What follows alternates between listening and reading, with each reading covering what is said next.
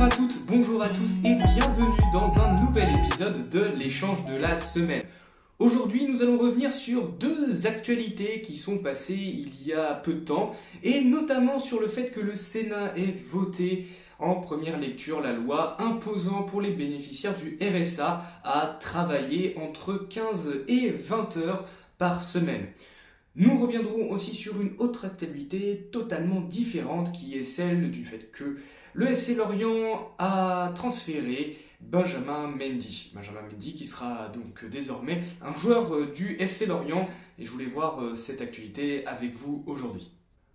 Le 11 juillet 2023, le Sénat a donc adopté en première lecture la loi imposant une activité pour l'engagement des personnes au RSA, c'est-à-dire qu'ils aient une obligation de travailler pendant 15 à 20 heures par semaine pour pouvoir bénéficier du RSA. En cas de refus ou en cas de non-respect des conditions du bénéfice du RSA, c'est-à-dire donc refuser de s'inscrire sur les listes des personnes bénéficiant du RSA ou refuser d'avoir cette activité, les conséquences sont assez graves parce qu'on peut aller de la suspension des droits au RSA pendant une période et si ensuite il y a une régularisation, on a une rétroactivité du versement du RSA, mais ça peut aller aussi jusqu'à la suppression totale du RSA. Et c'est quand même assez grave parce que les personnes sont précaires. Et donc, on va voir aussi pourquoi il y a une certaine gravité par rapport à cela. Pourquoi mettre en place cette loi n'a aucun sens. Déjà, dans un premier temps, il faut bien comprendre que les personnes au RSA ne le choisissent pas tout le temps. La plupart des gens, ils sont au RSA parce qu'ils n'ont pas de travail. Et parce qu'ils sont dans des endroits où la précarité est latente et où le travail, il n'y en a pas vraiment. Donc imposer à des gens d'avoir une activité dans des endroits où il n'y a pas de travail, ça n'a vraiment aucun sens. Ensuite, on a aussi la question des femmes. En fait, de nombreuses femmes sont au RSA pour s'occuper de les enfants. Parce que si elles allaient travailler, en fait, elles ne pourraient pas joindre les deux bouts. Parce que aller travailler, c'est-à-dire qu'il faut emmener ton enfant dans une crèche ou chez une assistante maternelle. Mais ce n'est pas possible avec un SMIC simple de pouvoir bénéficier de ces services-là qui coûtent assez cher, même s'il y a des aides de l'État.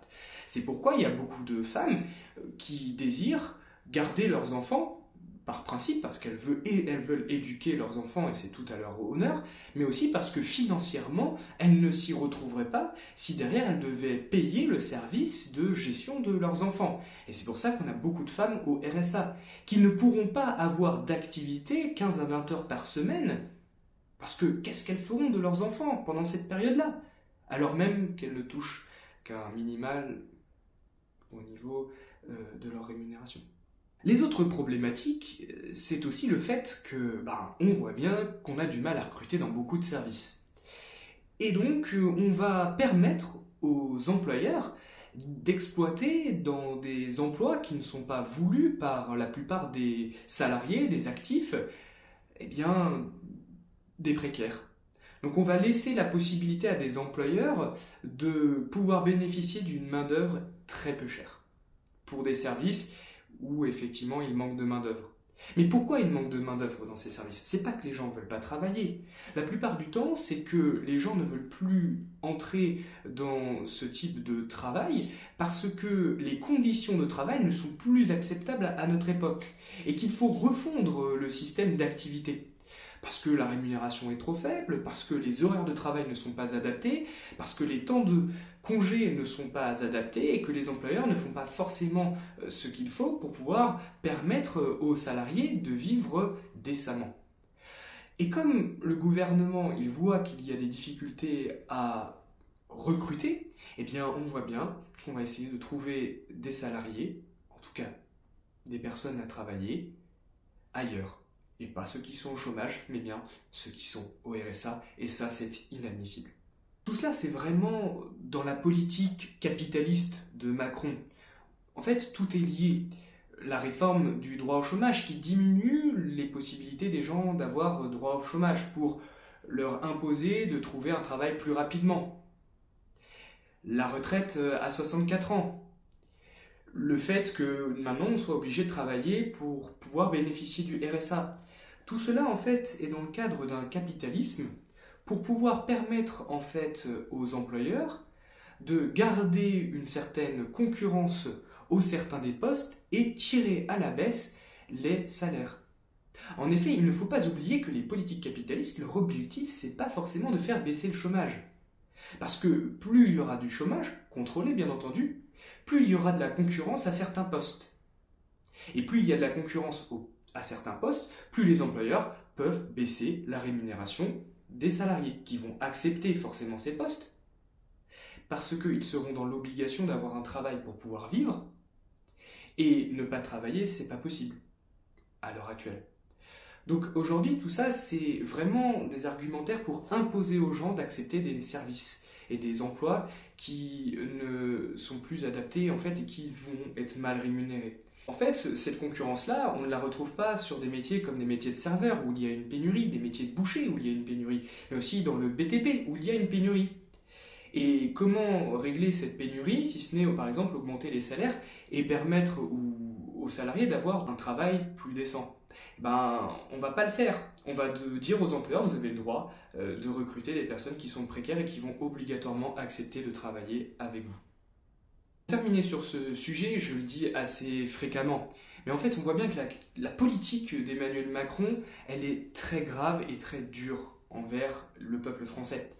Elle impose une politique capitaliste pour la compétitivité, la productivité, au détriment du bien-être des salariés, au détriment du bien-être des actifs et au détriment de l'écologie. Et ça, c'est extrêmement grave et il faut bien l'avoir en tête. Maintenant, je voudrais revenir sur un autre dossier complexe, lui aussi, c'est le transfert vers le FC Lorient de Benjamin Mendy.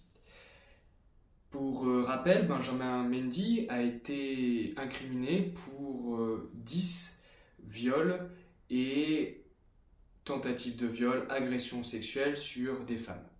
Benjamin Mendy a été acquitté, reconnu non coupable en janvier et en juillet par rapport aux faits qui lui étaient reprochés.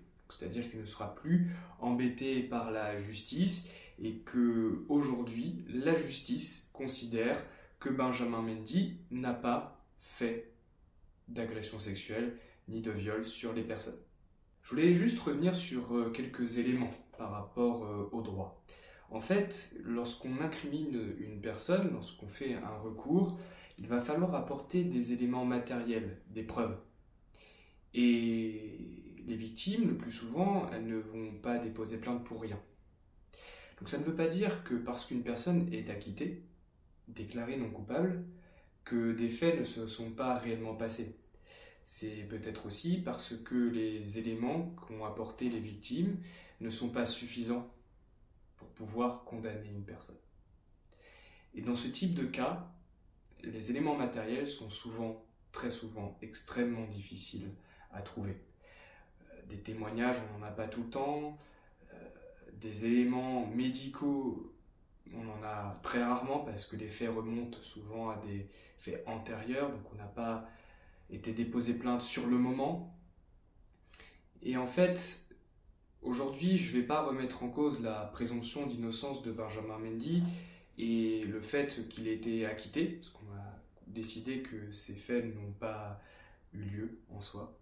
Mais je voulais vraiment rappeler que les femmes, lorsqu'elles vont déposer plainte, contrairement à une pensée que pourraient avoir beaucoup de personnes, elles ne le font pas pour réclamer de l'argent, même si Benjamin Mendy doit avoir de l'argent, et qu'elles le font surtout protéger les autres femmes qui pourraient potentiellement être victimes elles aussi d'agissements des agresseurs présumés.